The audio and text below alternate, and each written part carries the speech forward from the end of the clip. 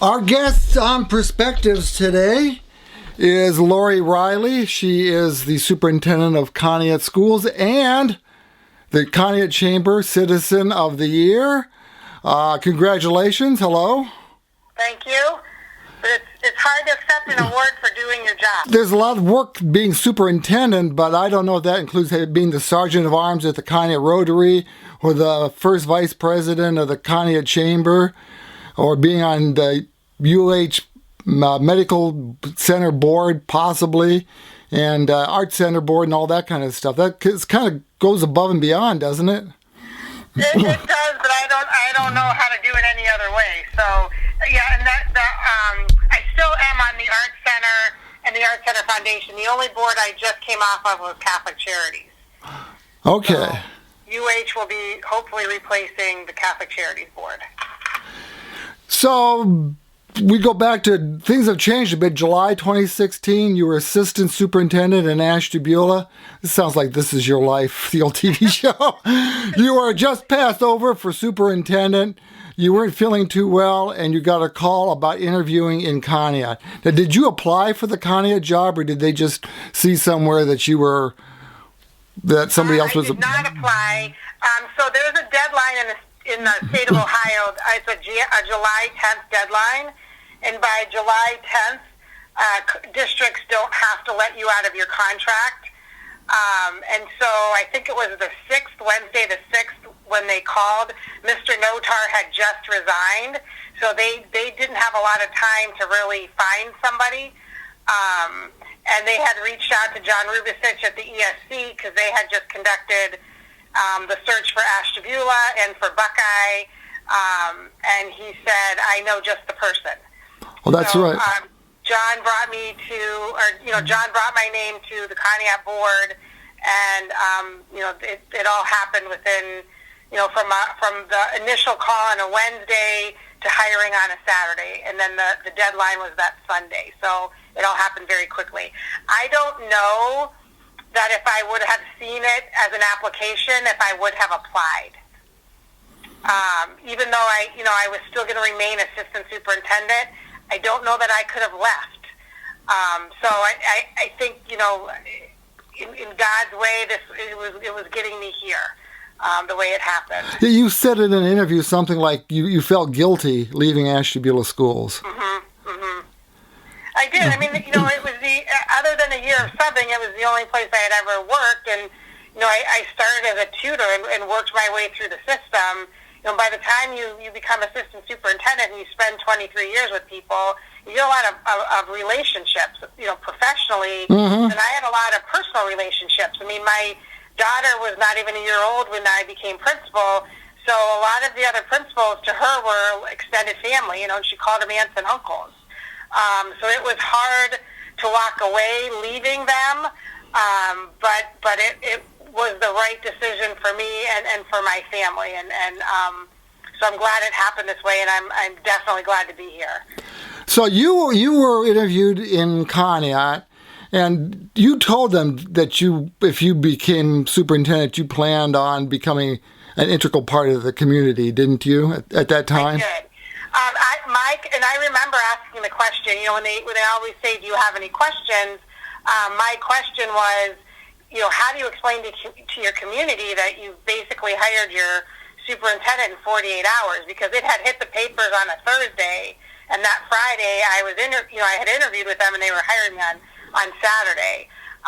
So I was very concerned about, what that would mean to the community. But I definitely believe that I have a responsibility as a superintendent of a school district to do more than just come to an office for an 8-hour day. And we weren't really looking at completely relocating the family, but, there's ways that I can be very, very ingrained in a community without living here. And so giving back through service and through, supporting the community in other ways was a way that I could do that without moving here. So that's kind of what my family understood what I wanted to do and what the board understood I wanted to do.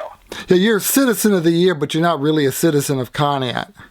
No, and the philosophy of the chamber is, it's somebody who helps make Conneaut a better place Right. to work and play. So, I don't actually live in Conneaut. I live in Saybrook.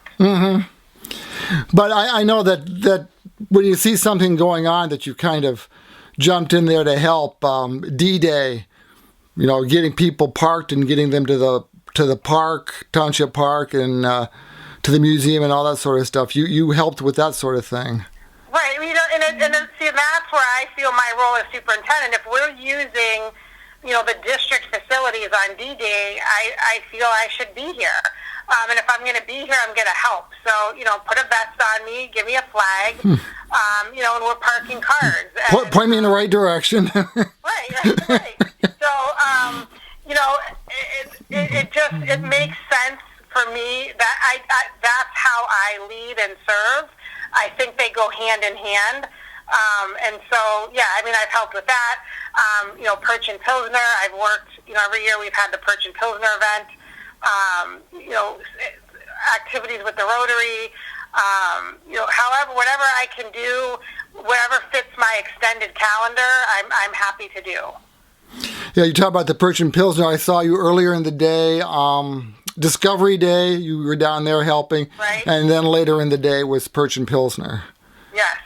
Which, just a plug for Discovery Day, the Outdoor Learning Center. That is a great place. I try to take my grandkids there. We go hiking different places, and that's just a great place to walk around in. It's something nice to have behind a school and across the street from a school. Yes, and I met with Matt Crawford. They're going to be adding a few things. So they're going to add an information board so they can have some things posted. And they're in the process of getting some funding to build a bird tower. So, it's a great partnership. And I will always say Conneaut is very unique. And we have these wonderful partners that want to partner with the school. So, it's that responsibility. We have the library, we have Rotary, we have the Chamber, we have the Outdoor Learning Center. Just to name a few, the relationship we have with university hospitals. We're very fortunate that, the school district is not alone in providing opportunities for kids. There's some wonderful partners out here. So, you have a lot of meetings with these people. It takes up a lot of my time. But, it's great to have these meetings because these are people that want to do things for our kids. So it's hard to say no. So when they want me to do something, I tend to say yes. And another example is the COVID vaccines. The schools are going to be used, I think, isn't that at some point with... This week, we're having our vaccination clinic during the day, and then we're going to stay open that evening and then the following day. So you have a lot of days that you don't get home real early. No, and it was kind of understood what was going to be expected, but I don't think my husband and daughter really understood. Did you understand? I understood, and I guess I did it. I did all this even as the assistant superintendent, but it was home, so they saw me a little more. I could run home in between events. It's harder to do that now. So, those last couple of years, my husband stepped up. In the day-to-day of your married life, you don't realize the kind of person you're married to. But looking back, it was Sarah's sophomore year. Yeah. So he stepped up those last 3 years of her high school and did a lot of the driving and a lot of the activities because I couldn't. But they understand this is who I am and how and what I want to be, and unfortunately, they get what's left. That's a good quote. And I guess they've had to be. I mean, it's sad to say, but here's my work calendar, and then how do I plug them in? There's been times where we've been on vacation, and I've had to take calls or conduct some business, and I kind of walk away from them and do that. But there are other times where we try to make up for it and I try to give them as much attention as I can. Like March, for example, I'll see my husband more now because there's not sports activities going on. You go to a lot of the sports. I do. Because I like kids. I mean, I got in this business because I love to be with kids, and I want to see them not just in the classroom but in their activities. So I try to get to as many events as I can. So my husband's birthday is Thursday, so I get to I'll see him all week this week because there's really nothing going on after school. So he loves it. I'm ready to get back into the sports, but it's kind of that trade-off. And he said some really nice things about me, and it kind of rings true that it's just a partnership. And he fortunately works from home and is around more. Mm-hmm. Now we're empty nesters, so. So when the trash needs taken out, he's got to do it. Yep, it's all on him. You mentioned that, and I remember I think the last time I interviewed you, I said, how's it going? And you said, it's going good. It'll be better when the kids come back. Right. And it is. I mean, and the board made the decision to stay hybrid for the remainder of the year. There's a number of factors that go into that. Bringing everybody back into classrooms, we would be 3 feet or less. They're still following the CDC guidelines of 6 feet in the classroom, and our health department supports that. So, because of that, they have decided to stay hybrid. But 4 days a week, we have kids here. Yesterday, it was beautiful. The middle school kids were running outside. I wanted to put my shoes on and race them as I'm getting older. But, I really think that, nobody knows what normal is going to be after this. But I really think that we'll be able to, look at a typical school year next year in whatever the new normal will be moving forward. It's hard to believe it's been a year. Right. Today was the last day that we knew schools were going to be open. And then the announcement came on March 11th. So 2 years. In 2 days, this was our last normal week. And we didn't know that this was going to be our last normal week. I remember I was standing outside of the Burger King in the Gateway Plaza, and I had been biking for several hours. I stopped to check my phone, and there was a recorded message from you. Get your stuff out of the school by this day, and all these things.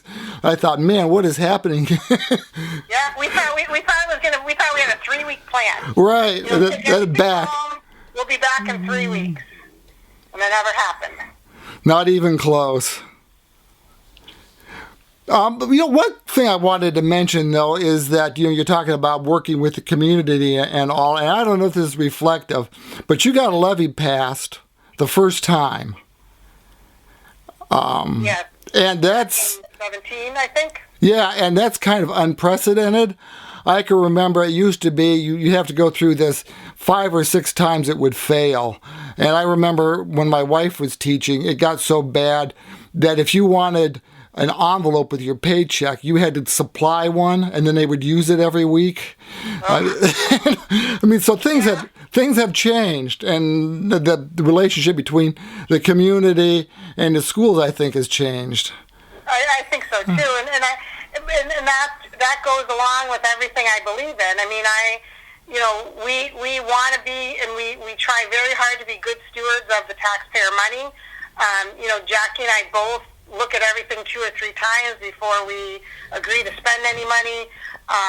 There's going to be some CARES Act money, and we think about, how can we help kids make up this learning loss, and the best way to do that is with human resources. But when you get grant money and that grant money goes away, the general fund can't support those positions. So I've met with all 4 buildings to talk about those things, and we'd be happy to bring people on, but people have to go if the money's not there.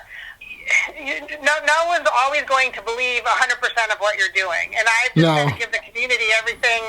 I've got to always say we're doing what's best, and whether they believe that or not, some will believe you, some won't, some will agree, some won't. And then when it comes time, if and when we have to put a levy on the ballot, you just have to do it, and you see where your community stands. But, it's the work that we do every day that passes a levy. To me, you're not, if you're waiting to pass a levy when you need to pass a levy and you just start campaigning then, it's too late. I mean, you have to have a good relationship with your tax base and with your voters and with your families and with your community day in and day out. Yeah, you would hear people say you never hear from them until they need money. Right. So we are out of time. Wow. Chamber Citizen of the Year, Lori Riley, Conneaut School Superintendent. Thank you. Thanks. Have a great day. Stay safe. We're almost getting through this. So. Yes. Thank you. I'm Bob Lebzelder on Perspectives.